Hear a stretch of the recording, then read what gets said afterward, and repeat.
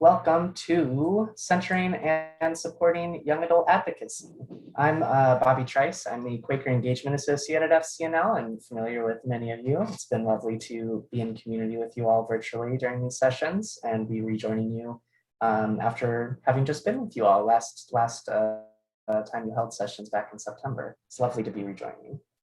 Just a quick note about FCNL. As many of you are familiar already, we're a Quaker organization we're nonpartisan, and we lobby Congress on issues of peace, justice, and environmental stewardship. I'm here with Hannah Sievers, who I'll go ahead and invite to introduce yourself.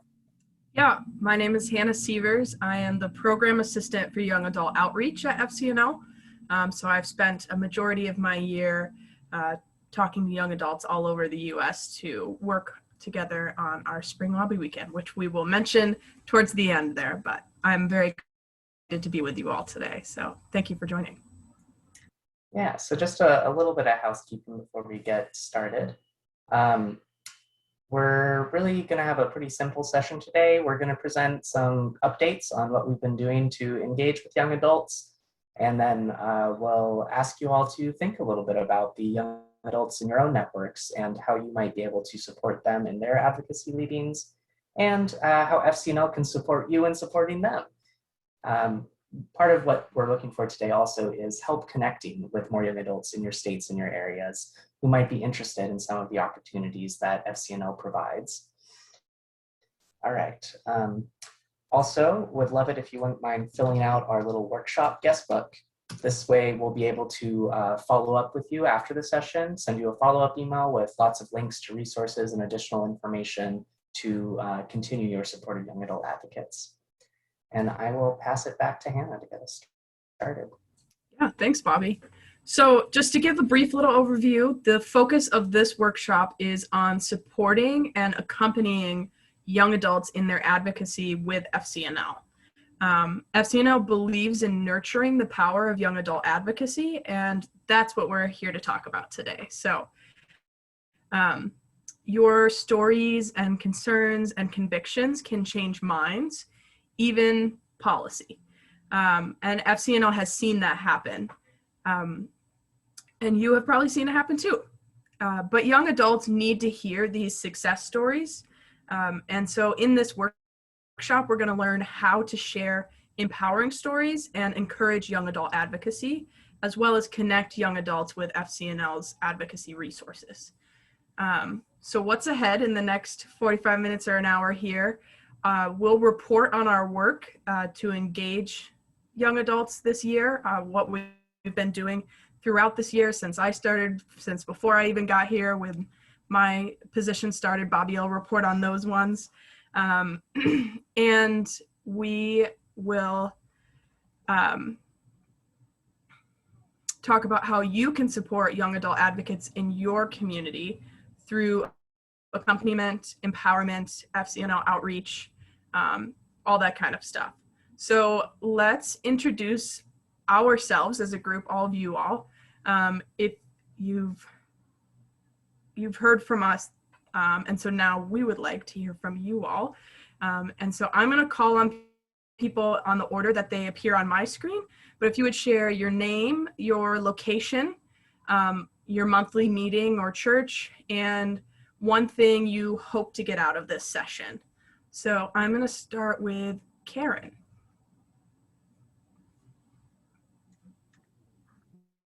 Thank you, Hannah.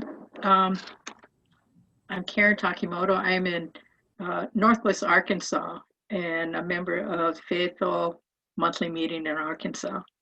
And what brings me here this afternoon? So much of the issues today are the young people are going to be so greatly impacted by, and that that I just really want to see if there are some practical things that I can do to support their advocacy, get them involved and support their advocacy. Okay, thank you, Karen. I'm going to pass it off to James. Hello, James Mize, San Antonio meeting, friends. The reason I'm here is I want to be a better lobbyist. I've written letters and stuff, but I've never actually participated. It's been my experience that older people tend to talk about doing things more than doing things. And I need youngins to motivate me. And maybe we can, since we're on the same team, maybe our age will lend a little look of wisdom, maybe. I don't know. That's my hopes anyway. So I'll do this and look off. How's that? That's perfect. Thank you for sharing. I appreciate it. All right, I'm going to pass it off to Joni.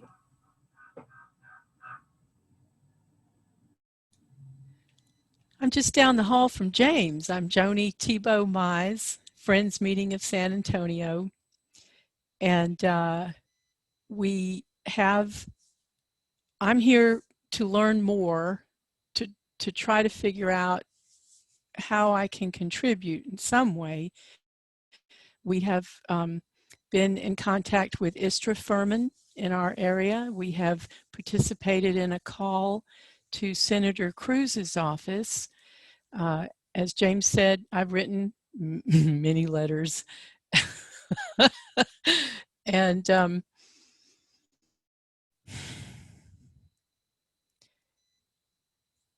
it feels a little bit like learning how to hand off a torch that I haven't myself carried that well over the years. And so in that handoff, I want it to be strong. I want it to be solid. I just have a hard time with scripts. Thank you. Thanks for sharing. Will, you are next on my screen. Good afternoon, Hannah. Thank you. My name is Will King, and I'm coming to you all from Southeast Louisiana, just outside Baton Rouge. I'm a member of Baton Rouge Friends Meeting, and I am here today because, one, I identify as a young person, and two, I want to know how to better connect with my elected representatives, Senator Kennedy and Senator Cassidy. And I see Joni's has taken ill over that, and I do it daily as well. And my congressman is Garrett Graves. So I don't really get anywhere with how I respond. You know, I write letters, I've reached out, particularly I am interested in the student debt crisis. And so I want to know what FCNL is doing to support young adults, because my generation carries the burden of the student debt crisis. Thanks for sharing. Next, I have Kevin on the screen. Thanks.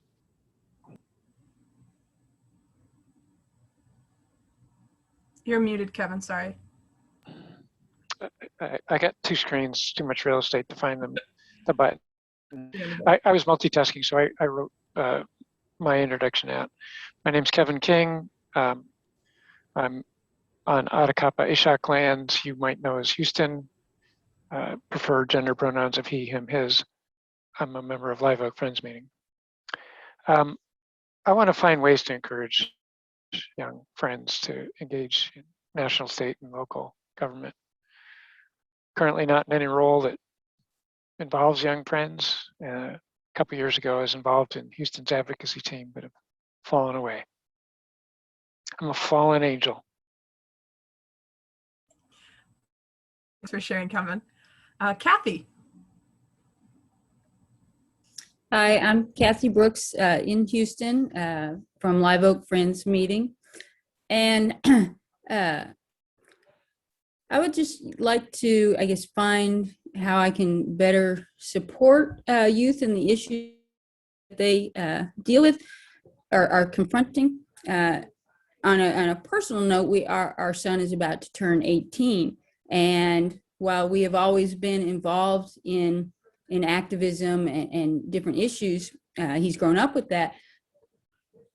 The issues that he and his generation are facing as they enter into adulthood are different significantly from the issues that we did. And I feel unprepared to kind of help support them in that. I would like to do a better job. Thanks for sharing, Kathy. And I think the last one on here is Becca. Hi, I'm Becca Haynes Rosenberg. I'm a member of the Alexandria Monthly Meeting in Baltimore Yearly Meeting, and I am here as the FGC visitor, Friends General Conference visitor to SCYM. And I am here because youth and young adult issues are very close to my heart. I'm co-clerk of my Yearly Meetings Youth Programs Committee and have been very involved with the youth programs. And there are a lot of our kids who are involved in advocacy either through FCNL or in other ways. And so I just want to hear about what's going on in your yearly meeting and for you all.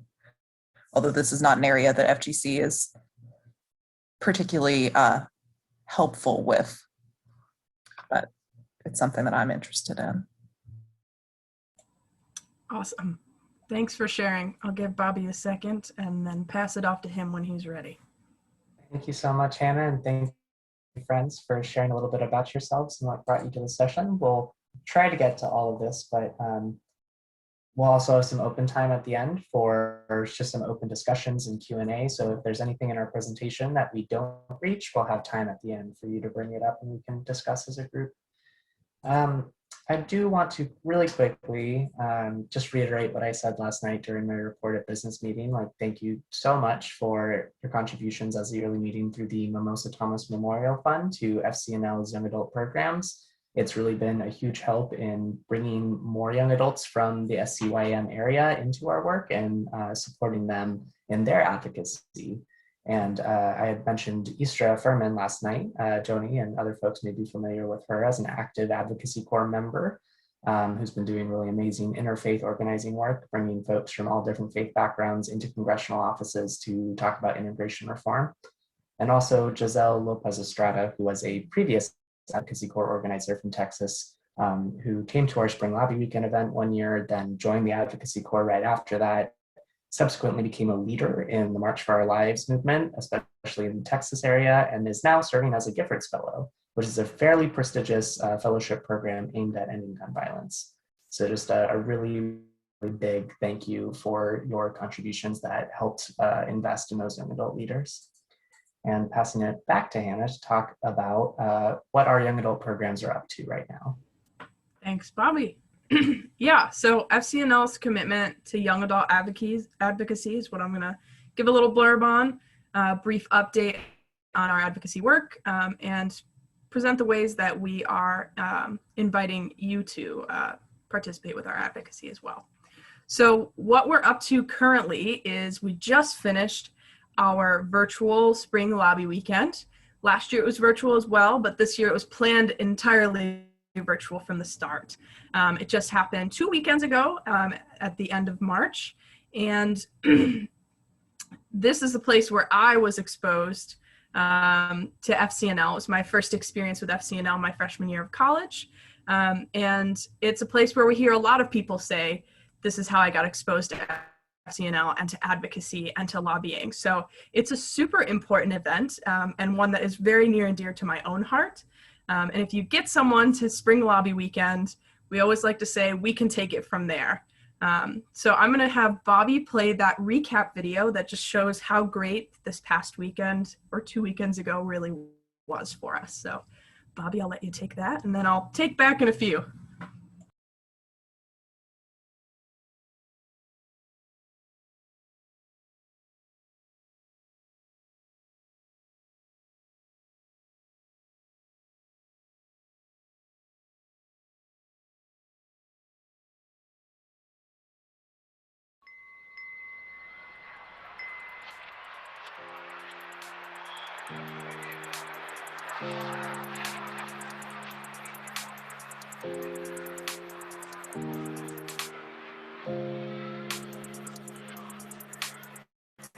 And I'm joining Spring Lobby Weekend as the delegation leader from Haverford College in Pennsylvania.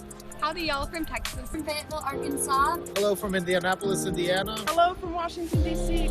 Hello from Mount Rainier. Hey everyone, my name's Zay Cloud. I'm from Lima, Ohio.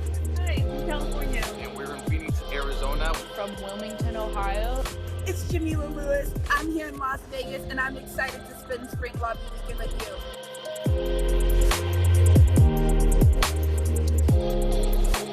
We've seen change, starting at a local level. 27 states have adopted new police oversight and reform laws, but we still need change at a national level. There are 18,000 different police organizations in the United States, and we can't wait for them to each act individually. We need national standards now. And by the way, it doesn't matter what age you are. All of your voices matter. And I want to thank you for your leadership and for your help. We're not going to stop until President Biden signs the bill. Thank you.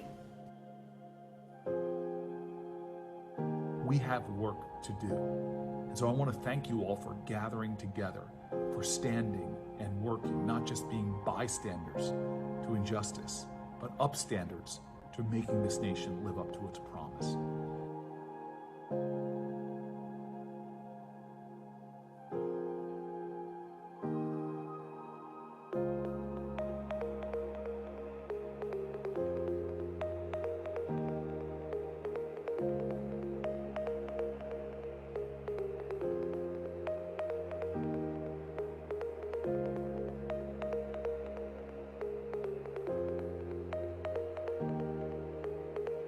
For me, the pandemic has been a time of reflection. As millions of lives have been lost and many have struggled, I recognize that community is the one thing that helps us overcome the challenges. I thus urge you to immediately co-sponsor the Justice in Policing Act, which will bring us closer to securing justice and safety for our Black and brown neighbors and thus strengthen our communities. Thank you. We struck out the first time we tried to get this law passed, and we're going to try it again. Hopefully, we'll be successful this time, but even if we aren't, we're not going to give up. It is incumbent upon each and every one of us to keep working until we succeed. Because hope is an action that we all take together. It is an action that we take together as part of this FCNL community. We filled the virtual halls of Congress with our voices and our stories, lobbying members of both the House and the Senate. We heard yesterday from Karen Bass, the original author of this bill, that this is how bills land on the president's desk. I'm proud of this network and all we have and will continue to accomplish.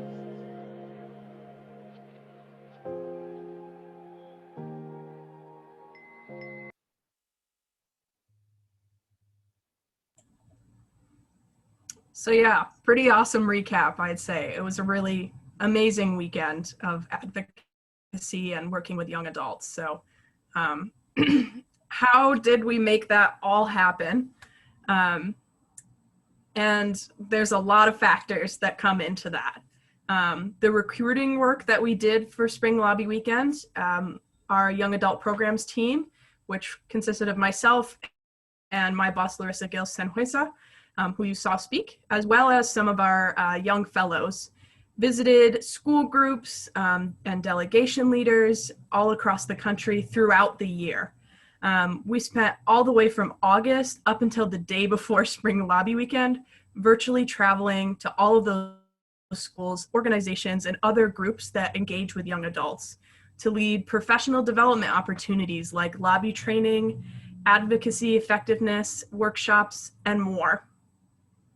The virtual conference planning and working across teams, it was a whole staff effort. everybody pitched in at least some amount towards this weekend, which made it as successful as it was. And from what we see from your area, we had quite a few groups from that area. Sorry about that.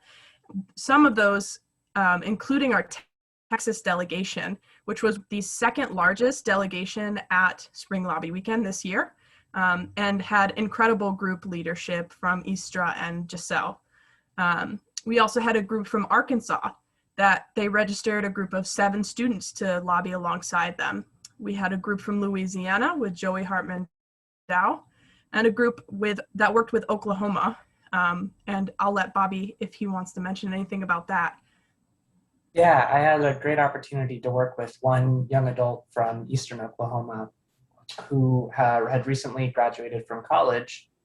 Oh, I froze. Who had recently graduated from college and is working on his own dairy farm. So he does like his own milk pasteurization. He does everything, and he was literally fitting in lobby visits in between the FDA coming to inspect his pasteurizing equipment. And I thought that was just incredible for a young adult who's managing so much to fit in yet another thing. I also want to acknowledge Gladys. Welcome, Gladys. Thank you for joining. It's so good to have you here with us. So we're going to talk about a few of our young adult programs and opportunities for young adults now, and I'll have Hannah introduce the Advocacy Corps. Yeah, so our Advocacy Corps is one of our 3 paid young adult positions outside of our weekend that is open to all. So our Advocacy Corps hires young adults to engage and lobby with their peers in their home district offices for about 10 months out of the year. That application is still open, so it's open until April 12th. So if you know any young adults that you think would be a good fit for this, please, please, please encourage them to apply to the program. A little bit about the program, some of the job descriptions or things that happen during it is you recruit local volunteers, likely your peers, whether that's college students that go to college alongside with you, or if you're still in your hometown, some of your peers that live in that area. However you can recruit peers to work with you is how you roll with it. And you meet with members of Congress and their staffers to lobby on a specific issue for the whole year that you're in that program. You organize those peers to go with you to lobby those members of Congress and their staff. You do things like writing letters to the editors and op-eds, and you also mobilize a group of people to come to Spring Lobby Weekend alongside with you. Like I said, this year was virtually for Spring Lobby Weekend, but this program itself has been running virtually this year as well. But I'm going to pass it off to Bobby because he has been a part of this program, so he can speak much more thoroughly to the impact of this program and some more personal experience about it. So I'll pass that back to you, Bobby. Thanks, Hannah. Yeah, I was a part of the Advocacy Corps 2 years ago when we were working on police militarization and the 1033 program, which is a Pentagon program that transfers military-grade weapons to local law enforcement agencies, resulting in lots of undue violence, suppression of civil liberties, all kinds of bad stuff. But what I wanted to really say about my experience in the program and how it impacted me, this was like my next advocacy step after attending Spring Lobby Weekend for the first time and getting really fired up that young adults could make change. I was like, I want to go a little bit deeper. I want to learn a little bit, more of a skill set. I want to get more familiar with the policy issue, and I want to become a leader on this issue. And FCNL's Advocacy Corps program gave me the tools to do all of that and more.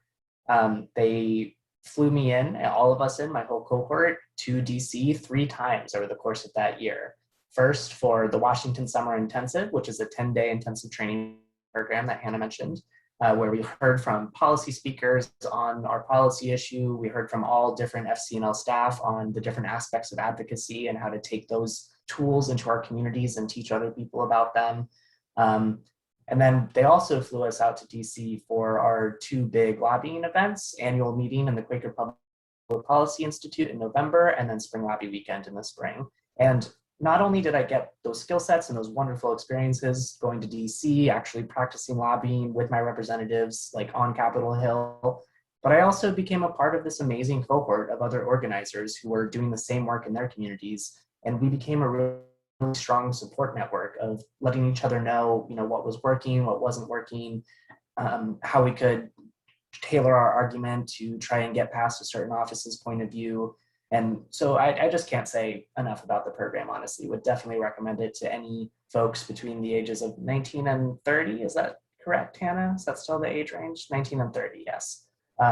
They're all eligible to apply, and it is a stipended program. So you do get a monthly stipend for successfully completed work, which is pretty rare in terms of part-time opportunities, especially in the advocacy world. So just a little bit more context. Last year's class was on gun violence prevention, and this year's class is lobbying on immigration. But next year will be focused on climate and environmental justice. So especially if you have any young adults who are really interested in that issue, would highly recommend you encourage them to apply. And I'll also say that I was, before I took on a staff role with FCNL, I was part of FCNL's Young Fellow program, which Hannah is also a part of now. And I'll have Hannah speak a little bit to that program now to give you a sense of the scope of our work with young adults. Yeah, so our Young Fellows program is the program I'm currently completing. And generally that program brings in recent college grads or young adults that have finished their undergraduate degree to work alongside a lead lobbyist on a specific issue for that whole year. They get to participate in a lot of ways, in a lot of leadership within other cohorts, organizations. I can't think of the exact word for it. Bobby, do you know the word I'm trying to think of? Coalitions, that's it. They work in a lot of coalitions and get to take on a lot of leadership opportunities within that. I am the only one this year that does not work on policy, but instead works on young adult outreach. But the rest of our young fellows work alongside our lead lobbyists on those policy issues for the year. Most recently, we had a webinar on February 1st with some alumni of the program, just to show the success of young adult programs and where our fellows end up after their position here at FCNL ends. Those alumni range from people that were just beginning their careers past their Young Fellow program outside of FCNL, and to even those who have been out for 10 or 15 years or more and are much more established in their careers. They all have very extensive and impressive resumes, regardless of how far out of this program were. And so it was an awesome networking opportunity for young adults to see that our programs do help set you up for success in your future as well.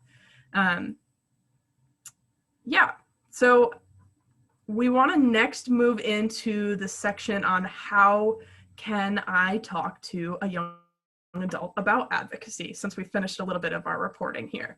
And we want to make sure that if people are not convinced about their power as advocates, how can we convince them to do that? A lot of the excuses and concerns that we hear from young adults is, I'm too young, I don't know enough, all those types of things that you would expect. But stories about our young advocates and being successful are ways to get that message across that you do have power and you do have an important voice in our government. Bobby has a story. I do have a quick story to tell here. One of my favorite stories to pull out when people kind of fall back saying I'm too young, like I don't vote yet, like why would I lobby? No one's going to listen to me. I like to tell the story of Tandem Friend School, which is a friend school in Virginia. A teacher, a 7th grade teacher there, brought us her 7th grade class of about 40 students to lobby climate change. They wrote really beautiful letters about their concerns about climate change and sent them to then Congressman Riggle's office and scheduled a lobby visit with him. And they showed up to the Capitol and they went in and they were ready to meet with their congressman, and he didn't show up, which was really heartbreaking. He had a really important other duty to take care of, like a vote, I think it was. And so he just couldn't make that meeting with them. And at first they were very discouraged until Riggleman decided to go to them and he did a class visit to make up for it and actually visited them in their classroom and gave a little mini lesson on history or something, because that was his area of expertise. And then they lobbied him there and then on climate change. A week later, he joined the Climate Solutions Caucus, something he had been incredibly resistant to up until that point. So I just want to the more stories we have like that, the more we can demonstrate and inspire young folks to see that they really have immense power and weight, because part of it too is that Congress doesn't hear from young people that much. So when they do, they take it seriously. I'll pass it back to Hannah to talk about, a few other kind of main talking points or frames of encouragement you can use beyond just stories. So yeah, to reiterate a little bit of what Bobby said and to add a little bit more in there, leaders do need to hear from all voices of their constituents, from young to old, whoever else in there. We also have power in numbers. And so while Spring Lobby Weekend is a giant event, you can still bring groups of young adults, smaller groups, to get that voice out together, have that camaraderie within that group and the comfortability and more confidence that comes with having a group. You can join that movement in any way, working with that young adult group. And that still gets your voice out into Congress and gets that voice heard. So it's very important to do that. And we also love to use our "this is what a lobbyist looks like" as a frame of reference for everything, all things FCNL, reiterating that anybody can be a lobbyist. Anybody can do that. Anybody can advocate. And that is so important to recognize. And so this year, our Spring Lobby Weekend participants had the chance to win one of those shirts or get one of those shirts that Bobby has. And they are pretty awesome. I think they'll be great to continue getting those at our Spring Lobby Weekend events. We also have different styles of advocacy, and we want to make sure that we recognize that. Lobbying is one tool in many parts of a movement. And so while not everybody is called to lobby, that's what we focus on, but we want to make sure that we recognize that there are other people that advocate in other ways, and those are totally valid as well. Some people may be called to protest, some people may be called to write letters to the editors in their newspapers, or whatever else. But because we work on lobbying doesn't mean that we don't also agree that some of those are great forms of advocacy as well. And we just want to make sure that we recognize that too. We also want to say that, at least I want to say, while not everyone may be called to lobby, it is a tool in the toolkit, whether you are called to it or not, and knowing how to use that tool should you ever need it is important. So that's part of also what I would say to young adults I work with is at least try it before you decide it's not for you, because you might be surprised. I was incredibly surprised. I never imagined I'd be walking into a congressional office speaking truth to power. That made me incredibly uncomfortable until I did it 3 times, established a really great relationship with a Republican staffer who I disagreed with, and was able to make inroads through conversation with him. That convinced me it was worth it. That's why I'm here today. Definitely. So, yeah, some of the resources that we can point young adults to are sign up for our emails and action alerts, which is, I think Bobby's going to share all of those links there. There's also our Act Online, which is at our fcnl.org/Congress. That gives you all sorts of information. There's also our Lobby from Home guide and the page to our Young Adult Programs page. And all of those are great resources to share with young adults in your own network, but might as well take a peek on some of those yourself. So yeah, I'm gonna pass it back to Bobby again for the next little section on. We're really playing ping pong here, aren't we? We really are. Back and forth and back and forth and back and forth. Keeping you all on toes, making sure this is super exciting for you, so. Yeah, absolutely. So yeah, I'm going to talk a little bit about how we've seen young adult advocacy supported in the past. Of course, the simplest thing you can kind of do is connect them with FCNL so that they get our emails and our action alerts and our application notices for all of these great young adult programs that we run. You can also spread the word about Spring Lobby Weekend. We host it every single year on a different issue, but regardless, we just completed my 4th Spring Weekend, and even virtually, it had the same energizing, empowering, uplifting feeling that I had at my very first in-person Spring Lobby Weekend that convinced me that I should consider advocacy as a career and a vocation. Another thing is part of building confidence can be inviting young adults to go on a virtual lobby visit with you.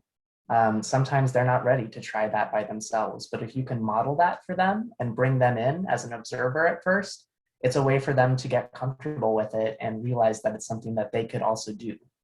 Of course, inviting young adults to check out that fcnl.org/Congress link, which is a link to our online action center tools where you can research your member of Congress, you can contact specific staff in their office, you can send action alerts with our kind of pre-written talking points that you can customize with your own story and your own concern before submitting. It's a really great way to kind of introduce young adults to what does it look like to talk to Congress? What are the kind of nuts and bolts of what I would need to actually start doing that? And of course, we've kind of probably hammered this home, but promoting our young adult programs, our paid opportunities for young adults is really great. I heard about the young adult programs through an older adult at my college, actually, for the first time. And because of that reference, I now have a very satisfying vocation and career, all because of that one conversation that someone had with me saying, hey, you should really check out FCNL's programs. Like, I don't know, I know that you're interested in social justice. I know you're still figuring out what you want to do, but this could be something to explore. That really did make a huge difference in my life. Another is to just be conscious of making space for young adult advocacy leadership with the young adults in your life.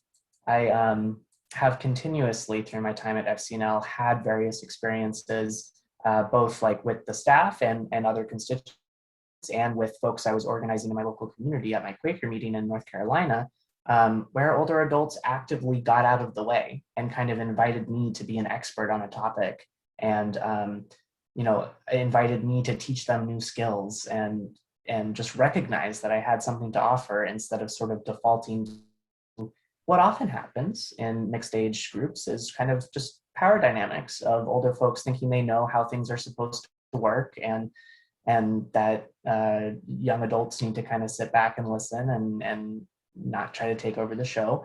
I have more often, I will say, experienced older adults getting out of the way than trying to shut me down, but it still happens. And so it's just something to be aware of. And then finally, something that's also really helpful in our work is connecting us, FCNL young adult program staff, with youth workers, with teachers, with professors, with other folks who have ongoing professional relationships with young people. That strengthens our channels of communication all across the country to make sure young adults know that we have these opportunities available to them and that we're here to support them in their advocacy and to invite them into a movement. So we do have a few prompts to just break up the monotony of us talking this whole time, to help you think through how to sort of help steward FCNL's young adult work and invite more young adults to learn about advocacy and to feel empowered through the process, just like Hannah and I have. So first is, how many young adults do you know personally that you would want to talk with about FCNL's advocacy and opportunities for young adults? Does anyone come to mind? And just a little instructions. Hi, Will, yes. Write down their names while you're thinking about them. Think about how you could reach them. Send them the resources that we shared in this workshop, and then even connect them with young adult program staff. We're always happy to chat with young adults who are interested in trying to discern a way forward and wondering what way to get involved in advocacy. We are here with open arms, ready to invite them into this movement. So we'll take just about 5 minutes or so for folks to think and do a little bit of jotting down of names and ideas. And then if anyone feels led to share out what's coming up for them, I would welcome that as well. We also have a second prompt, but I want to give us a little bit of time on this first one.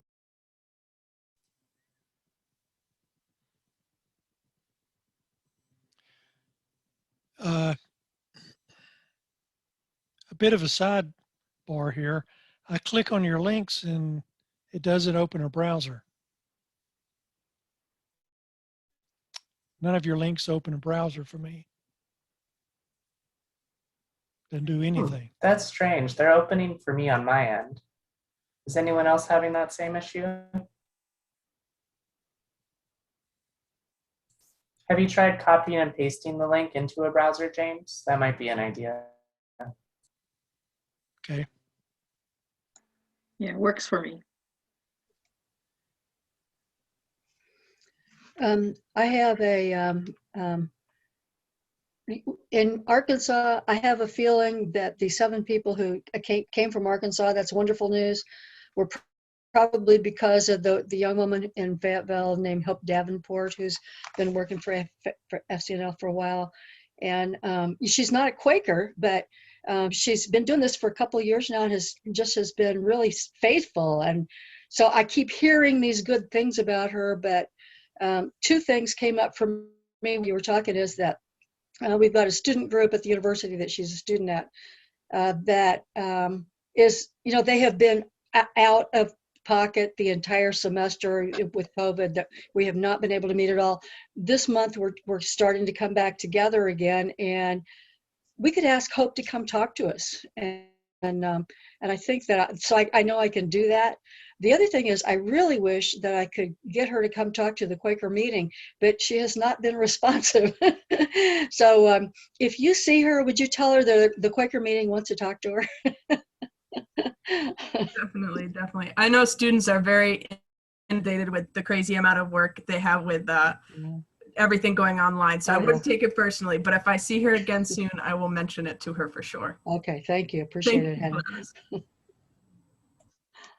Tell her she doesn't have to wake up too early on Sunday. If she could get online or visit us by 11 or so, that would be great.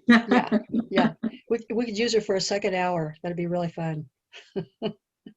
That's one thing I left out about my Advocacy Corps experience, was that's actually how I found out I was a Quaker. I was not, I did not regularly attend a Quaker meeting until FCNL asked me to go give a presentation on policing to the local Quaker meeting in my college. I connected with an amazing couple who are retired Guilford professors who became my sort of spiritual mentors and elders.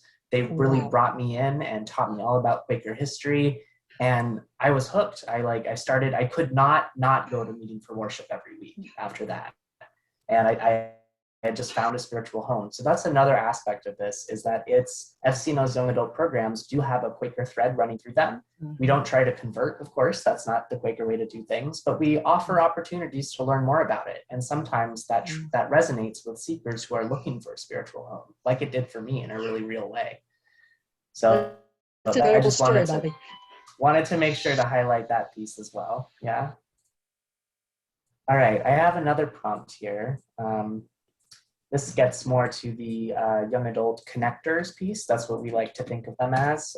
This is one of the biggest ways that we cultivate or continue to bring large groups of people to Spring Lobby Weekend, is often through professor relationships. So many professors we know at Quaker colleges and not Quaker colleges have actually sort of built Spring Lobby Weekend into one of their classes and said, this is credit bearing. Like, you have to go to Spring Lobby Weekend to finish this class, or they've just seen the value of enriching students' experiences with a trip to DC, whether virtually or in reality. And I think with all that background to the prompt itself, do you know someone who works with young adults or students, people like youth workers, coaches, teachers, professors, college employees, that could help you reach young adults and connect them with FCNL? Does anyone come to mind? And then very similar instructions there of just writing down their names, any contact information you might have for them, and sending them resources that we shared a little bit more about how FCNL can partner with them and their college and their students, or their organization and their students, and getting them connected with our young adult program staff. We really love to build relationships with people who work with youth to make sure that we can consistently make youth aware of these opportunities. Bobby, if I could pop in there with a story about working with colleges and professors and including things in classes. We had quite a few professors include this in their syllabus this year. And so one of my favorite stories out of that is I had a group from Maryland, and their professor comes to annual meeting each year, and this year their social work class decided to do their senior project on police violence. And so their professor included Spring Lobby Weekend as a part of their syllabus and as a part of their senior thesis. And so I got to go in and do like a 2-hour, Allegheny College of Maryland. I got to go in and do a 2-hour meeting with them before Spring Lobby Weekend, giving them kind of like the inside scoop and pre-train them on lobbying. So they were all super prepared when the weekend came. And they were just really awesome to work with. And they recognized the flexibility or the value of lobbying outside of just Capitol Hill.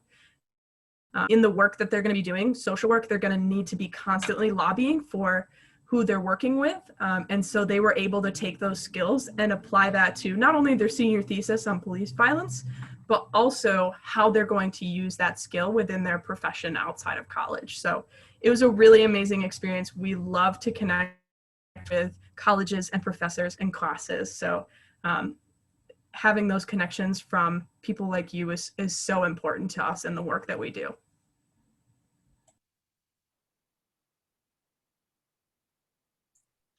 Thank you, Hannah. Thank you for that. Oh, Karen, did you want to share something? Oh, I was just still unmuted. Well, that really is the bulk of the content we had. We wanted to save this last half hour for just open discussion.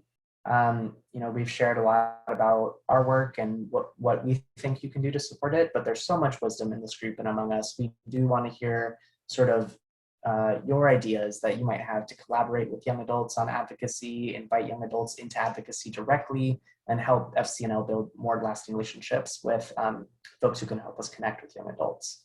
So I have a few prompts for open discussion also, which, feel free to respond to them or to bring up your own topic if you have anything rising for you.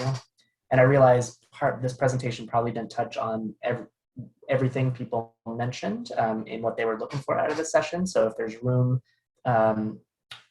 there is room here now for folks to bring those things up if you have any outstanding questions unrelated to our content.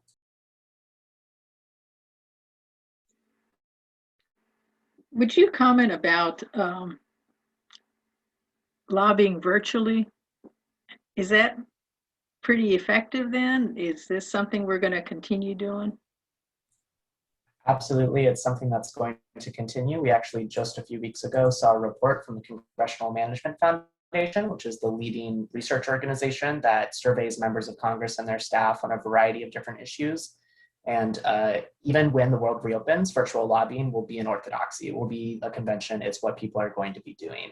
Not to say lobbying in person will be completely eliminated, but lobbying virtually will always be an option, just because offices have seen a huge increase in actually being able to connect with and hear from constituents to inform policy decisions. Constituents have really enjoyed the increased access to DC staff as well as to district staff.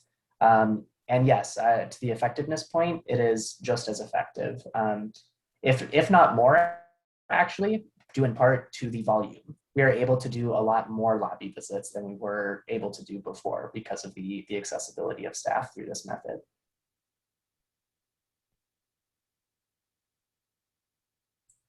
And it's evolving pretty much every day. So like a year ago, when we had to pivot in just a couple of weeks to holding Spring Lobby Weekend completely virtually, we were getting a lot of responses from offices we were requesting visits with, like, oh, like, we're not set up, we don't have policy written yet for like doing virtual lobby visits with constituents.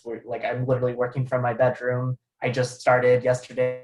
They just sent us home yesterday. I need a little bit of time to figure this out. And for a while, staff refused to get on video for privacy reasons, for confidentiality reasons, for all kinds of things. And they were just calling in with a conference line, which is a little weird, right? You're missing some of the context clues and some of the human connection that you can get from being in person or even seeing each other on video like we are now. But over time, and even at our last Spring Lobby Weekend, more and more staff are getting on video. More and more staff are being open to showing their face in their workspace, and we're seeing a little bit of a shift away from the sort of distancing of keeping your video off or calling in by phone. And I think that is a really promising trend. Any other questions or responses to what we presented? Will? What do you say to somebody like me, for example, who cares about social justice issues, cares about what happens in the Congress, but don't really necessarily feel a call to lobby? I do write letters and emails and whatnot related to specific topics, but when and if I get a response, it's a form letter, and it's, you know, it's read by those algorithm machines that, you know, because I wanted to, for example, I wrote a letter or an email to Senator Cassidy, who is on the Health, Education, Labor, Pensions Committee, that, you know, to really take a stand in support of the public service loan forgiveness program. Because, as you know, during, you know, the program was enacted in 2007. In 2017, the first participants would have been eligible to have their direct student loans forgiven if they had participated 10 years in the program. And like 95 or 96% of the applications were rejected. And so I asked him, you know, why is this, you know, this was passed under a Republican president, under a Republican legislature. Will you hold the next Secretary of Education to task about this? And will you be a supporter? And I just got a form letter about the student debt crisis. So what are tips for me as a young adult who doesn't really necessarily feel called to lobby to get an actual true response from a human in his office or the senator himself? I have a two-part response for you, Will. The first one is you get out what you put into interactions with congressional offices. So if you send a template letter like the ones we provide without modifying it at all, it probably goes to the general inbox of that office. And then that gets routed to some legislative correspondent who's madly putting together responses to constituent inquiries and constituent advocacy requests. If you schedule a lobby visit and go in, you're connecting with a particular staffer who is an expert on that policy issue, and they can only dodge your inquiry and your ask for action so much. We also know from research from the Congressional Management Foundation that lobby visits are the #1 most effective way to actually influence and get through to your member of Congress on specific issues, even more so than visits from professional lobbyists. Constituent lobbying is the most powerful form of advocacy we have to influence them. But I will say there's sort of a way around it, a nice medium that I might suggest for you, which is starting an email rapport directly with a staffer instead of using the kind of send me a letter form that a lot of offices have on their website, which I'm guessing is what you might have used. You can look up the specific contact information for staffers that work on specific policy areas on our website at fcnl.org/Congress. You can email them directly, and if you follow up a few times, you're likely to get a more substantive response than a form letter. I've also actually gotten many form letters, and I've responded to them, and I've torn them apart. I mean, in a Quakerly way. I've been like, sorry, that actually didn't adequately address my concern at all. It feels like you really dodged the question. I'm going to ask again more clearly this time. And I just don't give up until I get the response I'm looking for, or something that actually speaks to the question I was asking. So it's a combination of all those things. Knowing that lobbying is the most effective, knowing there's a little bit of a workaround, and if you can actually connect with a staffer. The other thing is, like, once you do one lobby visit and establish some recognition and rapport with the staffer, they're far more likely to get back to you on email.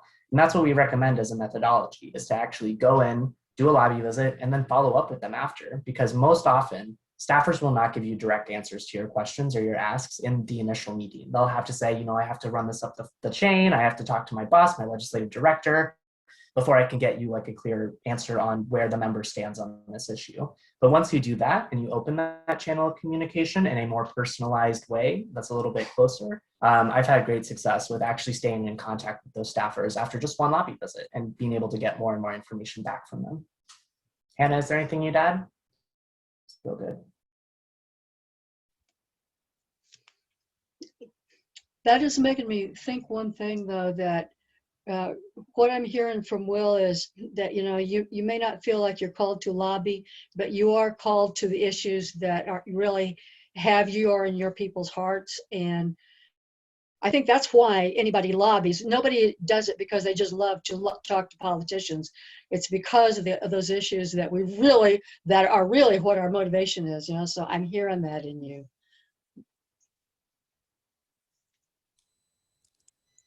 I started addressing my letters to the staffers a while back, just based on a guess that, there was a filter or a screening of some kind. I don't know how helpful any of my observations have been, but I did write to Josh Hawley's staffer and suggest that his ego did not deserve their loyalty. Sometimes appealing to someone's better nature. Staffers are usually easier to reach in that way than some members. Can change hearts and minds, and I've had that experience personally myself, connecting with staffers with whom I disagreed. So I think that was a worthy effort, Joni. Support you in that.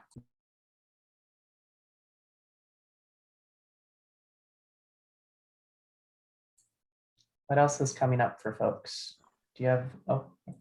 I want to know who the 7 people from Arkansas were. I believe they were mostly University of Arkansas students that Hope recruited, but I can double check on that. Don't have a list of their names with me right now, but could find it. Yeah, because if we can, I guess, be in alliance with them,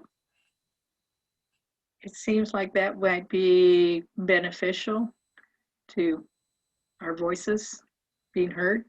I also wanted to clarify. Now, this year the focus has been on police reform, and I think next year you said that it's going to be on climate and environmental justice. Is that right?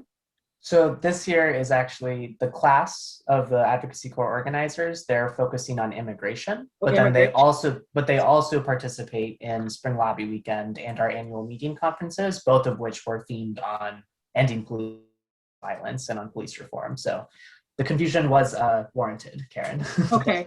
And when you talk about this year, is it this calendar year? So the training is usually in early August, the Washington Summer Intensive. That's the official program start date when you come to DC in a regular year or virtually join the program, which is what's likely to happen this year. And then the program runs from August through the end of May. Am I getting that right, Hannah? Yes, I believe so. Yes. It's mostly like the college semester time frame. Okay. Mm-hmm. It starts a little bit in the summer before that, but yeah, ends usually at the end of your college year, if that's what you're in while attending. So it's technically a 10-month program, but we like to think of them in terms of year-long cycles, like academic years, kind of. Well, I'm going to sit here and fantasize. My 3 grandchildren will be reaching out, 18, 20, and 22. Who knows? We want to talk to them, Joni. We definitely do. We're looking forward to hearing from them. Just do what I did, Joni. I sent Hannah an email during this workshop and addressed it to her and my cousin who's graduating college this time. And I said, I want to put you 2 together, and then it's going to be my cousin's choice whether to follow up or not, because I'm sure Hannah will. I've got it popped out already. Y'all gave an age range for the Advocacy Corps. What is the age range for the Spring Lobby Weekend? So the age range for all of our young adult programs is that same age range. But we do have some people that will bring a group and will be like a chaperone. We just ask that does happen, that if there's any speaking roles or leadership roles, that you are just there as a supervising and not to participate in that weekend. It's really just to give those young adults that space to really dive in and lean into that advocacy. So, and yeah, we've had all kinds of, especially school groups from various age ranges attend our spring lobby weekend. I think as young as about sixth or seventh grade in the past, but they usually come with a teacher who is their chaperone, who is there to facilitate their learning. So like Hannah said, they really try to take a step back and sort of let the students do all of the speaking in lobby visits and take on all of those leadership roles to sort of model that, making room for young adults to grow into their leadership.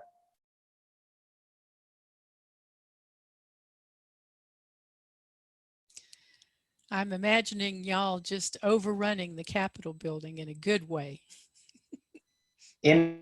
In-person spring lobby weekends, that's really what it feels like, because we have like a staging area right down the street from the Capitol. We work with the Lutheran Church of the Reformation, which is right on East Capitol Street, like 2 blocks away from the Capitol. And we sort of rent out their basement for that time. And we have like all these little coffee tables set up, and all the groups are down there wearing their blazers and eating breakfast together. And then just all day, it's a stream of people coming in and out, resting between lobby visits. But I remember during my first lobby visit, I was walking out with my group of students from that church basement, and we turned onto East Capitol and we're walking straight towards the Capitol Dome. And you just see a sea of young people in blazers, like going with their spring lobby weekend folders with their little asks saying like, reform immigration now, don't build a wall. And it does feel amazing, because that's not something that happens that often. Like, a lot of organizations have lobby days, but not a lot of organizations bring 500 young people to storm the halls of Congress together. And that experience is what changed my mind about this work for the better. It convinced me to do it. I will retweet that. And also say, after this year getting these awesome t-shirts, I'm really hoping that that's something that continues.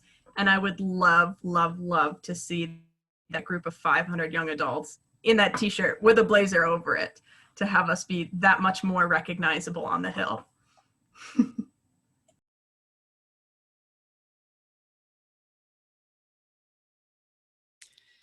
Now, if we can do it more than once a year. Hoping and praying. Folks can also practice lobbying on a state level. So it could be more than once a year. Yeah, very true. And if they were brave enough to go to Washington, D.C. during the Trump years, they could come to Arkansas and have the repeat of the Trump years.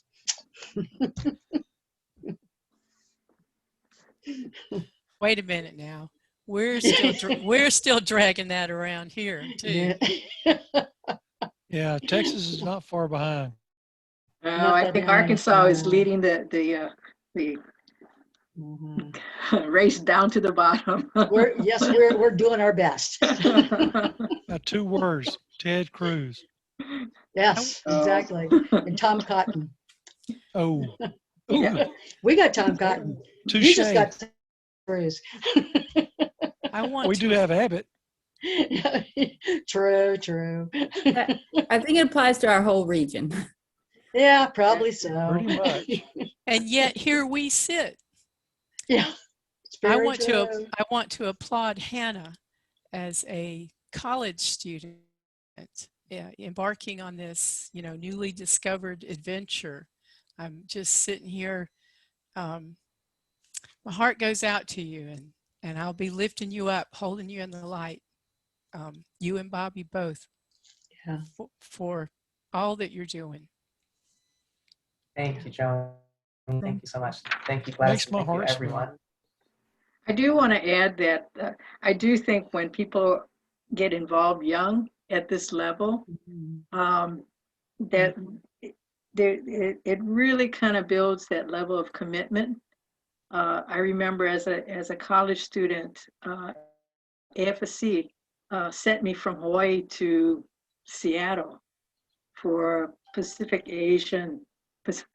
Islander Asian conference, and that really endeared me to AFSC and Quakers.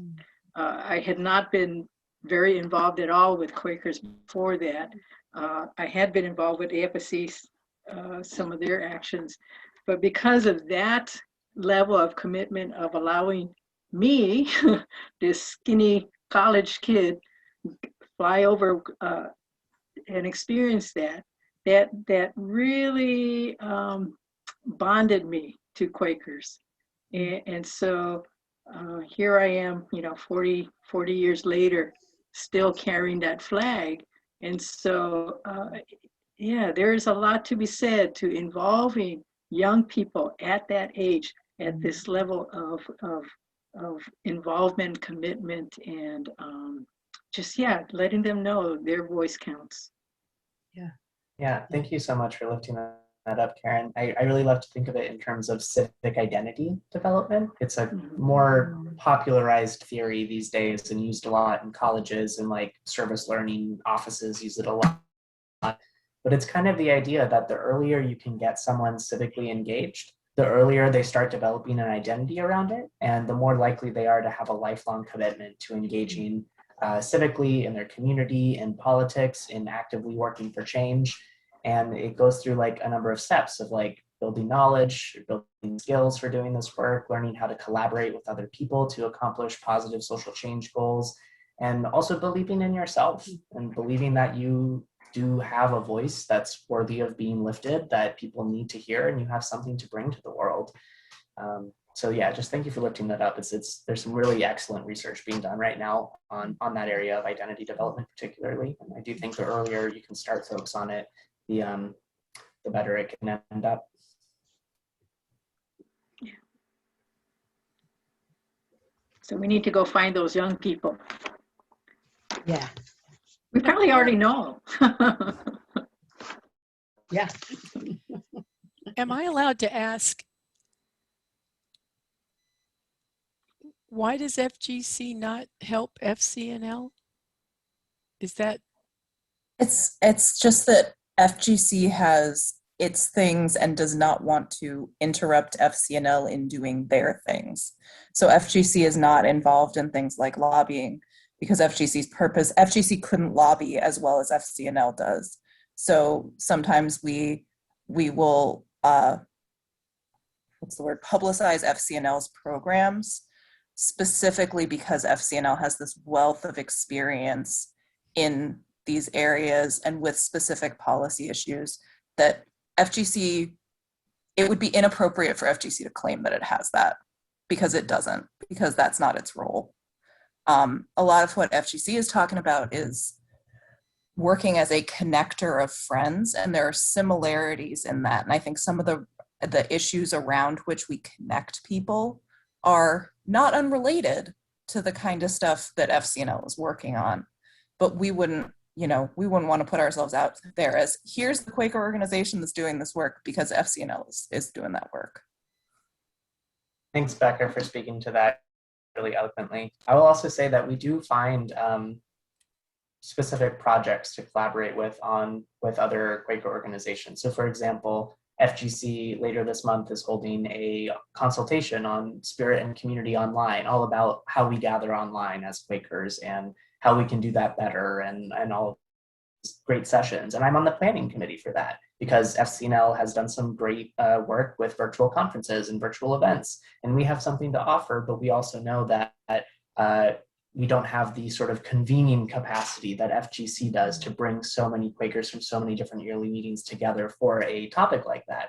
So I'm on the planning committee. I'm helping with some of the logistics, and I'm offering a roundtable on our big virtual conferences and some learnings and takeaways from it. But it really couldn't happen without FGC sort of creating the container space for that. I could also go over other ways that we've collaborated with FGC and other Quaker organizations, but I just wanted to give a little example to give you a sense of it. Just similarly, we have learned a lot from FGC's anti-racism work as a Quaker organization, for example. And when we were first kind of deepening our anti-racist work as an organization, I and several other people reached out to FGC's Ministry on Racism to get resources and how are you working with maker meetings with some of these harder conversations? What training are you giving to staff? And since FGC, in my mind, has become a real leader on sort of the organizational work of anti-racism in the Quaker world, I wanted to follow their lead, just like Becca said, wanting to follow ours on certain issues. It's about expertise and competency and finding where we can complement and work with each other. That was a really great question. Thank you. Thank you. It seemed like you were sitting on ready.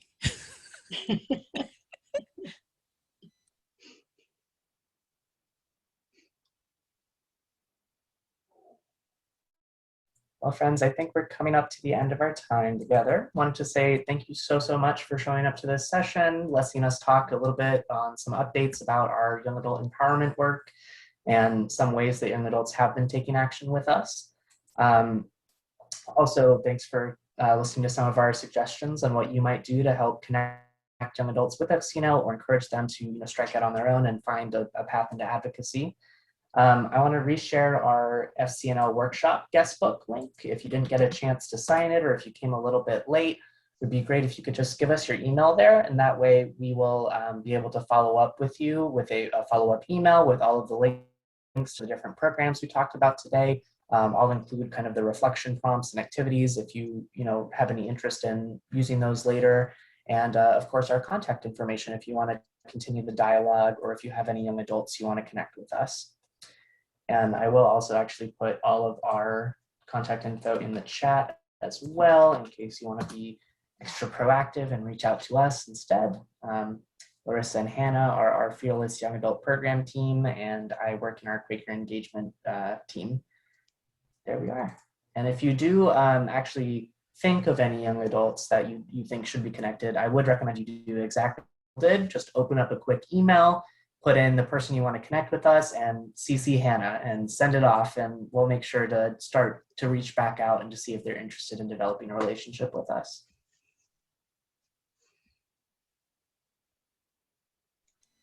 Thank you so much. Yeah. Thank y'all. It was really helpful. Very pleased to meet both of you too.